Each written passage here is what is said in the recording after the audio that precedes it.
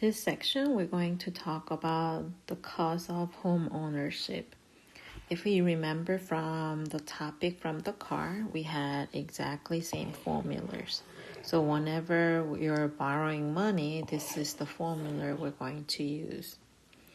So example 1, the price of the home is $195,000 and bank required 10% down and 2 points. So what is the points? So when you're buying a points, you can reduce your rate. So because this person is buying a 2 points, the interest rate went down to 7.5. And if you didn't buy the point, most of the time this interest rate is higher. So again, 2 points. At the time of closing, the cost of the home is financed with 30-year fixed rate. A, find the required down payment. So down payment, 10%, right? So we need to figure out what's the 10% of 195,000. So we do 195,000 times 10%, 0.10. This will give you 19,500. So that should be the down payment. And example 2, B, it's a find the amount of the mortgage. So if you put 19,500 from 195,000, what's remaining? How much you're actually borrowing, right? So we subtract that.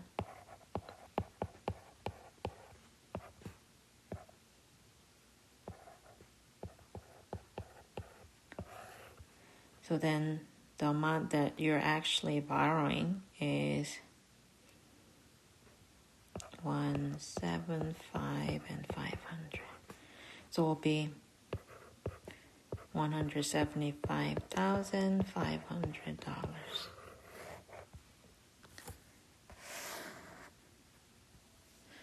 And how much must... I mentioned 2 point is 2%, right? 2 point right here. So again, how much must be paid for 2 points at closing? So 2 point worth at 2 point is 2% of the amount that you're borrowing. So you're borrowing 175,500, and because it's 2%, it's going to be multiplied by 0.02, and this is going to give you 3,510. So you need to pay this upfront, right?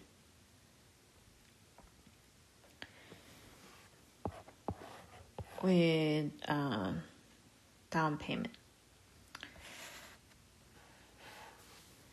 Part D, find the monthly payments. So here, usually when we're trying to find the monthly payment, we're going to include all these fees that it's going to cause to buyers. But here it's saying exclude all that because they didn't give you that information. So in that case, let's say maybe seller is paying all that, right? So then monthly payment is going to be using that formula before, right?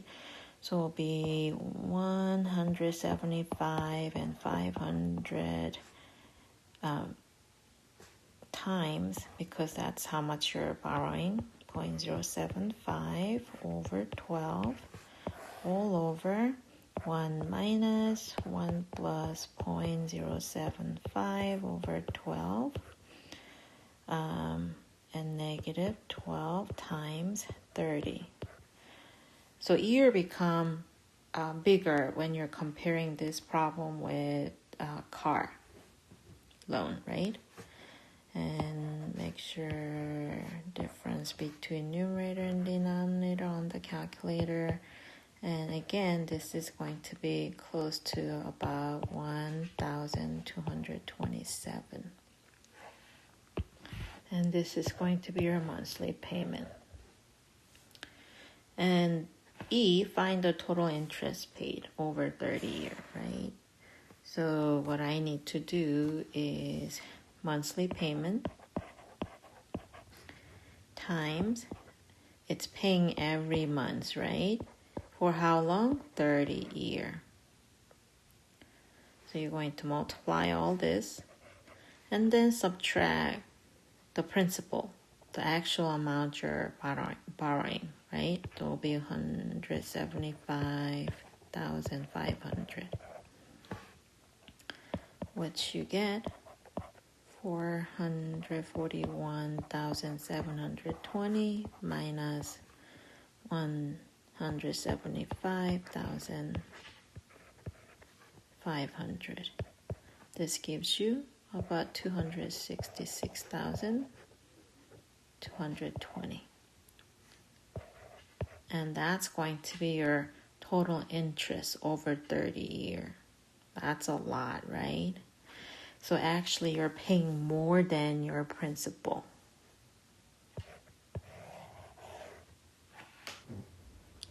Example 2. Suppose that your gross annual income is $25,000. What is the maximum amount you should spend each month on the mortgage payments? So in order to answer these questions, if you're looking at the textbook, it said that the most financial advisor is recommending, and this is what usually bank go by it, like how sometime when you're trying to borrow money, you have to make sure that you pass the credit line, right? And they look at it as 28% of gross monthly income for your mortgage payments. And it's a 36% of your gross monthly income for your total monthly payment, debt, right? So we're going to use that information. So just the mortgage itself, we're going to use the 28% of growth monthly income. Right? We should not use over 28%. So let's see how much that's going to be. So we're going to do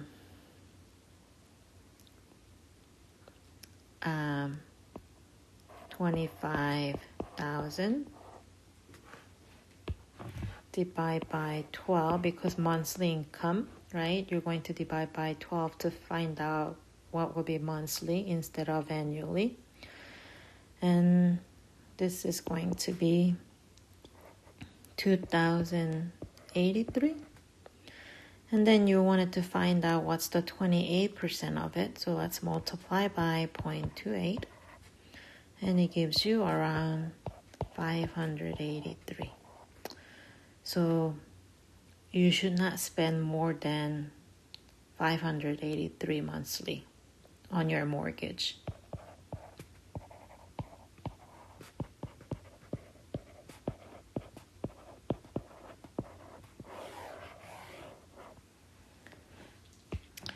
Let's make sure this is 8, right?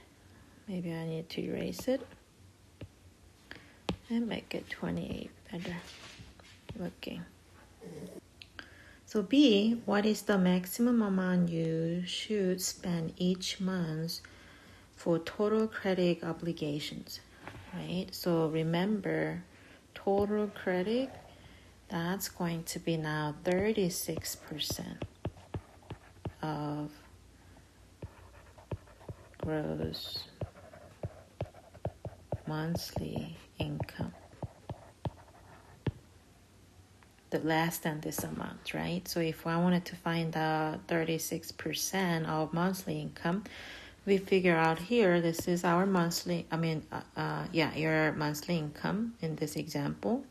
So then 2,083 times 36%, so 0.36. This is going to give you about 750. So no more than.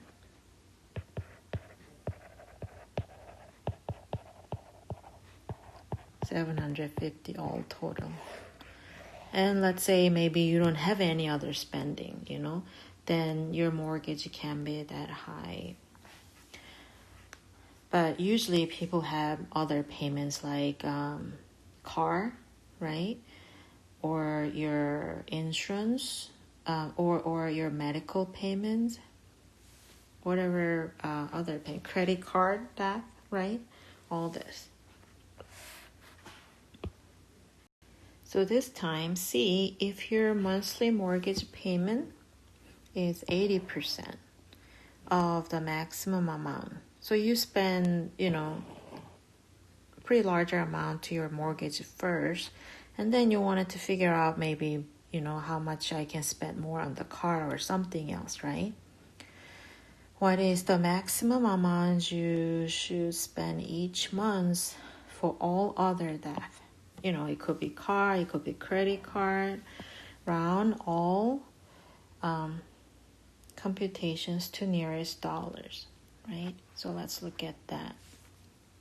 So what will be 80% of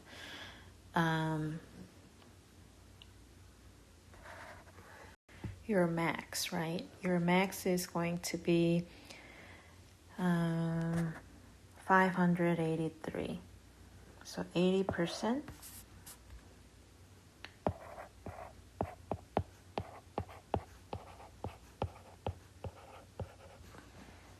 You do 583 times 0.8. You get 466. So if you're spending 466 from your 36%, which is 750, what's the difference you have? 284.